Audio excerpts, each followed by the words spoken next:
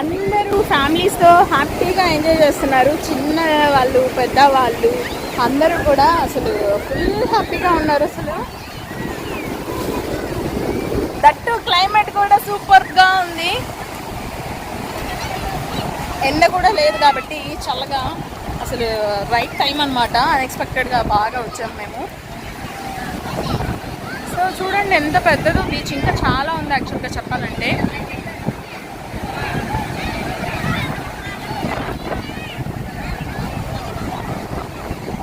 మనం ఇంకా ఇంటి వరకు వెళ్తే చాలా వ్యూనే ఉంటుంది కదా, కానీ అంత దూరం ఫ్యామిలీస్ పోరు. మెయిన్గా ఇక్కడే ఎక్కువ క్రౌడ్ ఉంటుంది. నెల్లూరు వాళ్ళకి తెలియని ప్లేస్ అయితే కాదు ఇది అసలు.